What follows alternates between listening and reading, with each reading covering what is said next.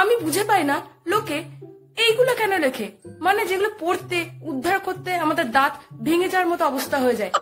ভাগ্যিস ছোটবেলায় এবিসিডি পড়েছিলাম, বাড়ির লোকে লেখাপড়া শিখিয়েছিল, না হলে আমিও আজকে এইগুলোই লিখতাম।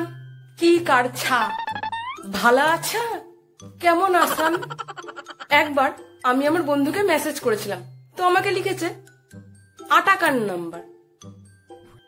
আটা না, ওটা হবে এইটা। আটা তো আমরা খাই, আটার রুটি খাই। আমার বন্ধু হবান, ঘুরতে যাবান। কে বলাছে তোমাকা, তুমি কি কারা? আমরা বলি ওই মেয়েটা, আর ও বলে ওই মিয়াটা। দাবান খাবান যাবান, এইগুলো কি ভাই? অনেকে আবার ছেলেকে লেখে কালে, অনেকে আবার 2-3 লাইন পরপর লিখে দেয়, দাড়ি কমা কিচ্ছু নেই, কিচ্ছু বোঝা যায় না। আবার কেউ এমন ভাবে লেখে যে অ্যান্সার দিচ্ছে না কোশ্চেন করছে, কিচ্ছু বোঝা যায় না। জীবনটাই বরবাদ হয়ে গেল। জীবন না, গিবন।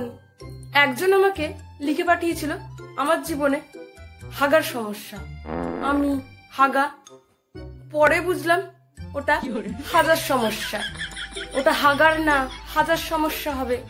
আমি তোমার পাশায় আছি, ওটা হবে পাশে আছি।